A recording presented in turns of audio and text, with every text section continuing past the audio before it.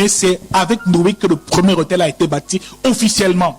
Même si je pense pour ma part qu'au jardin d'Éden, certainement, Dieu a permis qu'il y ait un autel qui soit bâti. Lorsque Abel et Caïn ont donné leur offrande, je suis sûr que c'était sur un autel qu'ils l'ont déposé. Ça, ce n'est pas écrit. Mais ici, dans l'histoire de Noé, la Bible déclare que lorsque Dieu dit à Noé de construire l'arche, et après le déluge, dès que Noé sort de l'arche, la première chose qu'il fait, c'est qu'il bâtit un autel à l'Éternel. Mon frère, le jour où tu comprendras le mystère de l'autel, tu sauras exactement pourquoi est-ce que certaines personnes ne sont pas bénies et ne vont pas de l'avant dans leur projet, parce qu'ils ne comprennent pas le mystère de l'autel. Un peu plus loin, dans Genèse chapitre 12, l'Éternel apparut à Abraham et dit, je donnerai ce pays à ta postérité. Et Abraham là bâtit un autel à l'Éternel qui lui était apparu. Ce qui veut dire qu'après Noé, Abraham aussi, lorsqu'il a reçu la visitation de Dieu, il a directement bâti un autel. Et la Bible déclare que durant son parcours, il en a bâti plusieurs même d'ailleurs. Si tu lis la Bible, plusieurs hôtels ont été bâtis par Abraham dans plusieurs lieux de sa destination quand il a reçu l'instruction d'aller à Canaan, au pays des délices. Genèse 13, 18 nous parle d'un autre hôtel qu'il a bâti. Genèse 13, 18, Genèse 22, 9 parle encore d'un autre hôtel qu'Abraham a bâti. Il en a bâti plusieurs durant son parcours. Isaac même en a bâti après la mort d'Abraham dans Genèse chapitre 26 au verset 25. La Bible fait comprendre qu'il bâtit là un autel au nom de l'Éternel et il resta sa tente. Et les serviteurs d'Isaac creusèrent un puits. Ce qui veut dire qu'avant de creuser un puits, à la période de la sécheresse, la Bible fait comprendre qu'Isaac avait pour habitude de bâtir. Et a d'abord bâti un autel, par la suite il a creusé des puits et de l'eau jaillissait à chaque fois que qu'il creusait des puits. Ce qui veut dire qu'Abraham a bâti des autels. Ce qui veut dire qu'Isaac a bâti des autels pour la gloire de Dieu. Jacob aussi en a bâti. Et Genèse chapitre 35, pour ceux qui veulent les références bibliques, du verset 1 à 7 nous dit, Dieu dit à Jacob, lève-toi, monte à Bethel et demeure-y. Tu y dresseras un autel au Dieu qui t'apparaît lorsque tu fiais Ésaü, ton frère. Au verset 7, il bâtit là un autel et il appela ce lieu El Bethel, car c'est là que Dieu s'était révélé à lui lorsqu'il fuyait son frère. Bien-aimé dans le Seigneur, Abraham a bâti des autels. Isaac a bâti des autels. Jacob a aussi bâti des autels. Bien-aimé dans le Seigneur, notre vie, notre réussite, notre croissance, notre prospérité est liée à notre relation avec l'autel de Dieu que nous avons bâti. Par la suite, Exode 17, 15, Moïse bâtit un autel, il lui donna un nom de l'Éternel ma bannière. Ce qui veut dire qu'après la descente de Moïse, de sa révélation, de sa visitation avec Dieu, il est descendu du mont Sinaï, il a directement bâti un autel et il a immolé des sacrifices. Moïse n'était pas le seul, Josué aussi a bâti plusieurs autels. Et ici, Exode 17, 15 nous parle, et Josué 8 au verset 30 nous dit que Jésus bâtit un autel aussi pour la gloire de l'Éternel au mont Ébal. Beaucoup de serviteurs de Dieu, les prophètes Élie et Ésaïe, tous ces hommes ont eu à bâtir des autels dans leur vie, des autels qui étaient effectivement la fondation de leur vie, de leur gloire, de leur succès, de leur prospérité et de leur élévation. Même les rois ont bâti des autels. Le roi Saül a bâti un autel. Le premier autel qu'il a bâti. Le roi David bâtissait des autels. Mais aussi le roi Salomon bâtissait des autels. Et souvenez-vous que l'un des autels les plus grands qu'il a bâti à Gabaron, il a immolé 1000 holocaustes. C'est ce même jour que Dieu a parlé à Salomon, lui a dit, dis-moi ce que tu veux que je te donne et que je fasse. Il dit, Père, accorde-moi la sagesse pour conduire ton peuple. Donc, bien-aimé dans le Seigneur, le succès de Salomon, c'était l'autel qu'il avait érigé, qu'il avait bâti pour l'Éternel. Alors, il est donc important de comprendre qu'est-ce que c'est que l'autel. Quels sont donc les principes de l'autel de Dieu? En guise de définition, nous pouvons définir l'autel comme étant un lieu élevé ou un haut lieu, un endroit où le ciel et la terre se rencontrent. Un lieu élevé où le ciel et la terre se rencontrent. C'est un lieu où Dieu descend et où l'homme monte. C'est donc un lieu de rencontre entre l'humain et le divin. L'autel est une porte qui donne accès au monde invisible. Est une porte qui donne accès au surnaturel. Bien-aimé, tout le monde a un autel dans sa vie qui parle. Bien-aimé, l'autel joue un rôle important dans la vie de tout serviteur de Dieu ou de tout enfant de Dieu.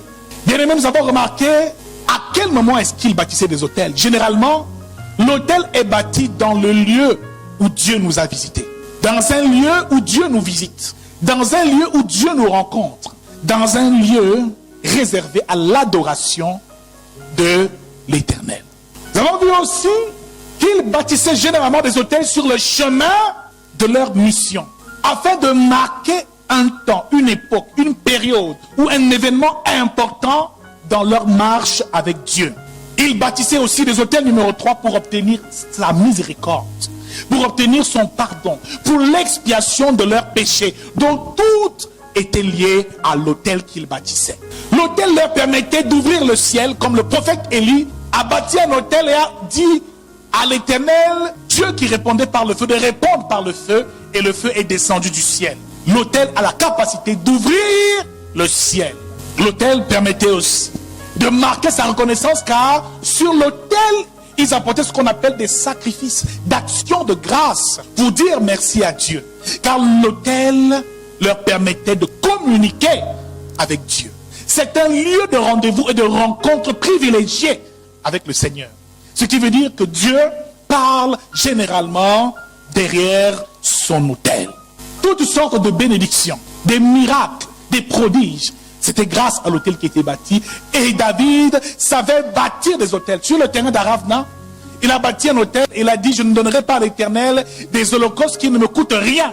David savait bâtir des autels. Avant toute bataille, il bâtissait d'abord un autel et il immolait, il faisait des sacrifices. Dès l'instant où tu comprendras le mystère des autels, ta vie va radicalement changer au nom de Jésus-Christ. L'autel est un lieu où l'alliance est perpétuée davantage, chaque jour avec l'Éternel, où l'homme est permanemment en communion avec l'Éternel. Je dis bien permanemment en communion avec l'Éternel. Pourquoi devait-il bâtir des autels? Numéro 1, pour être fort dans le combat. Celui qui veut être fort dans le combat spirituel doit avoir un autel sûr sur lequel il s'appuie pour mener à bien toutes les batailles. Car dans le règne de l'esprit, c'est autel contre autel.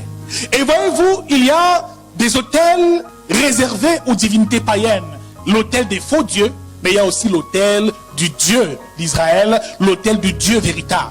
Alors, bien-aimés, dans chacune de ces batailles que David livrait, bien-aimés, en réalité, les batailles c'était autel contre autel. Les Philistins avaient un autel du Dieu Dagon, qui était ici la représentation d'un poisson. C'est avec Dagon qu'ils allaient mener les batailles. Et souvenez-vous effectivement que Israël aussi menait d'autres batailles. Il fallait donc qu'ils aient un autel sûr. Et souvenez-vous que l'Arche de l'Alliance a renversé Dagon. Pour ceux qui connaissent un peu l'histoire biblique, pour dire à quel point est-ce que l'Arche de l'Alliance était puissante. Bien-aimés dans le Seigneur, pour mener un combat spirituel victorieux, c'est autel contre autel. Alors, quand nous sommes dans ce monde, la loi spirituelle répond effectivement à ce principe. Et pour pouvoir dominer sur le plan spirituel, il faut utiliser l'autel. Mais non seulement l'autel, il faut sacrifier sur l'autel, car l'autel aussi est le lieu d'alliance, est un lieu d'alliance, est un lieu où on apporte des sacrifices, des offrandes, sanglantes même généralement. Dans l'ancienne alliance, c'était comme ça. Alors, bien-aimé dans le Seigneur, lorsque tu veux accomplir des exploits, lorsque tu veux accomplir des choses inimaginables, mon frère, c'est la puissance de l'autel qui parle en ta faveur au nom de Jésus-Christ. Toutes ces personnes que vous voyez dans ce monde qui nous influencent, ils ont des autels dans chacune des villes. Dans leur lieu de rassemblement occulte, ils érigent et bâtissent des autels et ils immolent, ils font des sacrifices pour avoir accès au monde invisible. Car celui qui fait ce genre de choses a la capacité d'influencer sur le plan physique. L'autel te connecte à la dimension spirituelle et attire la faveur de Dieu. C'est pour ça que Dieu est descendu directement. L'autel contraint même Dieu à descendre lorsqu'un sacrifice y est fait ou effectué. L'autel te permettra aussi d'entendre et d'écouter audiblement la voix de Dieu comme Salomon l'a fait. L'autel est un lieu d'adoration. Car sur l'autel, ce qui importe, c'est l'holocauste, le sacrifice, mais aussi le parfum. C'est pour ça qu'il y avait deux autels, l'autel des sacrifices, mais aussi l'autel des parfums. Dans notre vie actuellement, l'autel des sacrifices effectivement, c'est notre offrande, mais aussi l'autel des parfums, c'est notre adoration. C'est la même chose que nous vivons aussi dans notre époque et en notre temps. Comprenons bien le mystère et le pouvoir de l'autel. L'autel reçoit les sacrifices et les parfums. Il y avait donc des faux autels, des autels de Baal, des autels d'Astarté, que les Cananéens, les Sidoniens, où ils venaient adorer leur divinité païenne. Il y avait même aussi des rois en Israël tels que Akab ou Achab, qui a lui-même bâti les autels de Baal, ce qui déplut fortement à l'Éternel. Bien-aimés dans le Seigneur, il est donc important de comprendre une chose, c'est que toute notre vie est liée à notre relation avec l'autel de Dieu. Dieu ne parle que lorsque l'autel est érigé pour sa gloire. Dieu ne se manifeste puissamment que lorsque la puissance de l'autel parle. C'est ce qui passe le temps à faire dans le monde des ténèbres pour nous maintenir sur place. Parce que les chrétiens ignorent tout de la puissance et du pouvoir de l'autel. Une question importante que nous allons répondre avant de nous séparer, c'est que les autels ont toujours existé. Abraham, Isaac, Jacob ont bâti des autels et Jésus-Christ est venu sur terre bâtir un autel. C'était en réalité ça la véritable mission de Jésus-Christ. Bâtir un autel. Rétablir une alliance. Car dans la loi spirituelle, c'est autel contre autel et alliance contre alliance. Il n'y a qu'un nouvel autel bâti dans ta vie qui peut renverser l'ancien autel. Il n'y a qu'une nouvelle alliance contractée qui peut annuler l'ancienne alliance. Il n'y a qu'une bénédiction qui peut contrecarrer la malédiction. Dis avec moi, Jésus-Christ est venu sur terre bâtir un autel. Dans la logique de la nouvelle alliance, ici l'autel est une fondation. L'autel est la fondation ou le fondement sur lequel est bâtie notre foi ou un fondement sur lequel par lequel découle notre salut ou bien le salut des hommes. Actes chapitre 4 verset 11. La Bible nous dit que Jésus est la pierre rejetée par vous qui bâtissez et qui est devenue la principale de l'homme. 1 Corinthiens 10 verset 4.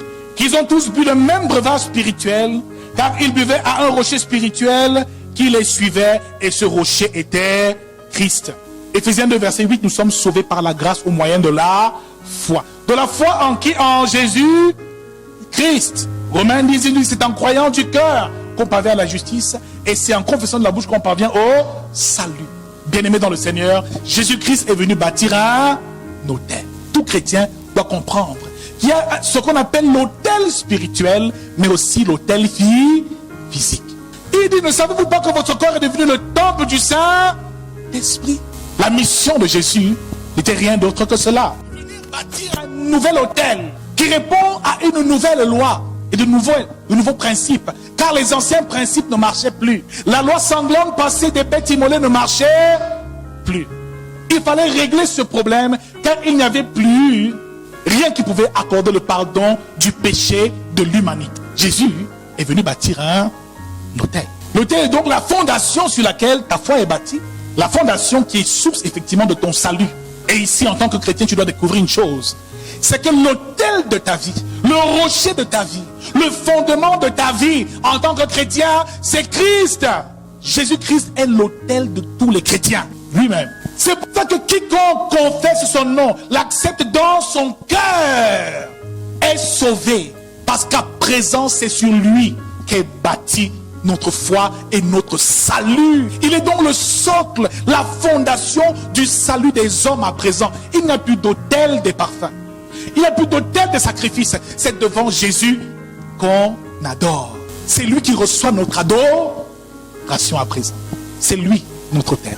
L'accepter dans son cœur, l'accepter dans sa vie. Plus tard, l'apôtre Paul nous dit que ce n'est plus moi qui vis, mais c'est Christ qui vit en... Car il a fait du corps de l'homme un temple. Et dans chaque temple, il y a un autel. Cet autel, c'est Christ. C'est ce rocher dont il est question. C'est lui le fondement de toute notre vie aujourd'hui.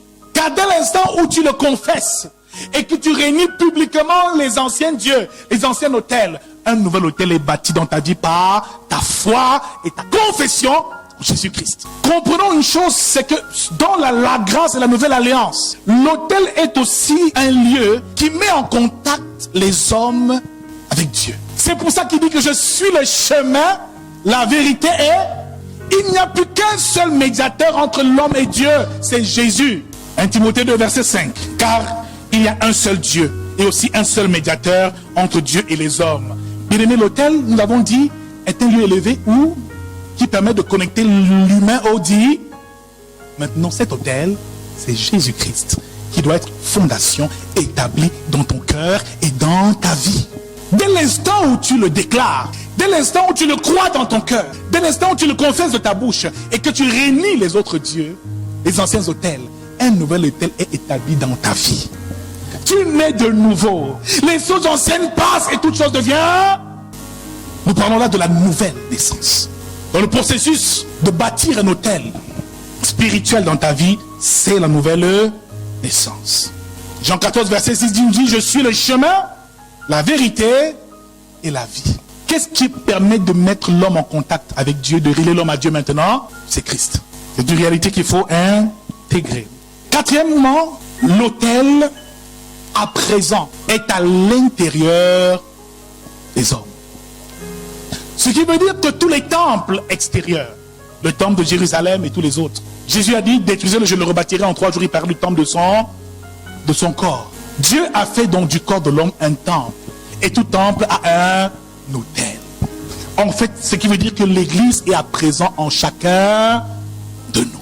C'est pour ça qu'il dit, lorsque tu pries, entre dans ta chambre et ferme la porte. C'est ça la prière personnelle du chrétien. L'intimité. Parle à ton Père dans le secret et cette rencontre à présent ne se fait plus à l'extérieur, mais se fait à l'intérieur de chaque être humain et de chaque enfant de Dieu. Dieu n'est plus dehors, Dieu est à présent au-dedans. Ne le cherchez plus partout, il est déjà en chacun de nous par son esprit qui vit en. Voilà ce que c'est que bâtir un autel dans sa vie. L'autel spirituel du Seigneur. Et le rituel le plus absolu de cet autel qu'il est venu bâtir et de cette alliance qu'il est venu contracter et sceller par les hommes. La Bible déclare dans Hébreux 9 qu'il est le médiateur d'une nouvelle alliance basée sur des meilleures promesses. Lorsqu'il était avec les disciples à table, qu'est-ce qu'il a dit? Prenez, ceci est, le pain, il présenta, ceci est mon corps. Ceci est mon corps. Par la suite, il dit, ceci est le sang de la nouvelle alliance.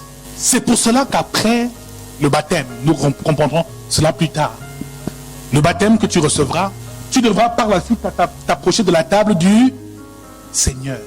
C'est à ce moment-là que l'apogée de l'alliance se fait.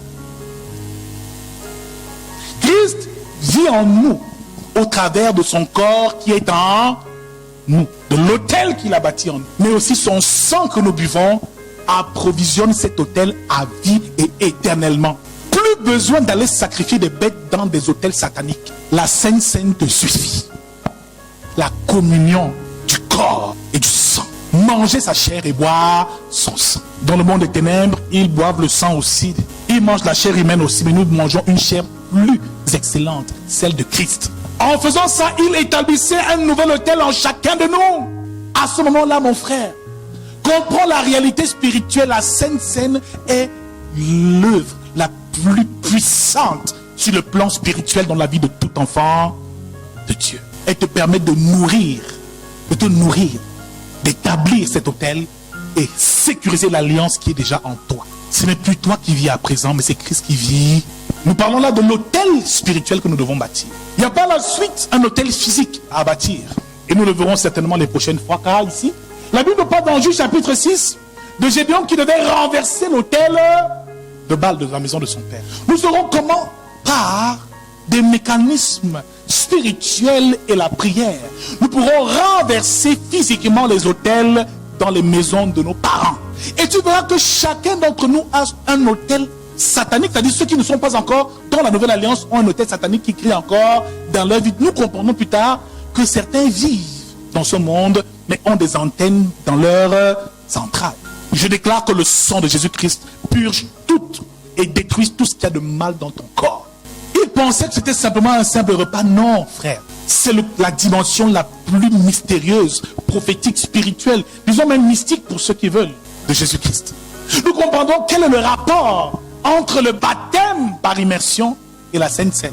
Parce que beaucoup ne comprennent même pas. Est-ce qu'on est obligé de prendre la Sainte Seine si on n'est pas baptisé? Est-ce qu'il y a un lien réel entre ces deux choses-là? Il faut comprendre. Est-ce qu'il y a un lien qui existe réellement?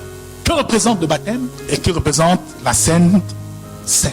Nous parlons là ici de l'autel spirituel à bâtir, que nous devons tous bâtir, bien-aimés, dans nos vies. C'est pour ça que ce soir, bien-aimés, nous allons réunir tout autel des maisons de nos familles. Et nous allons bâtir l'autel de Christ en nous. Premier niveau, c'est bâtir l'autel spirituel. C'est pour ça qu'il dit dans Romains chapitre 12, à partir du verset 2, je vous exhorte, frères, par les compassions de Dieu, à offrir vos corps comme des sacrifices vivants, saints et agréables à Dieu. Première étape, bâtir l'autel spirituel. Deuxième étape, bâtir l'autel physique. Et pour cela, il faut d'abord renverser l'autel de la maison de ton père. À ce moment-là, tu jouiras d'une liberté totale, complète et parfaite. Donc, en réalité, tout vient du cœur. Dieu veut d'abord se rassurer que l'état de ton cœur, que Christ est établi dans ton cœur. Tu dois confesser de ta bouche que Dieu l'a ressuscité des morts, car c'est là la fondation, le fondement même de notre foi chrétienne. L'autel que tu dois bâtir dans ta vie, c'est Christ. C'est lui qui reçoit notre adoration à présent. C'est lui qui nous met en contact permanent et direct avec Dieu, le Père à présent. C'est pour ça qu'il a osé dire, je suis le chemin, la vérité et la vie. Nul ne vient au Père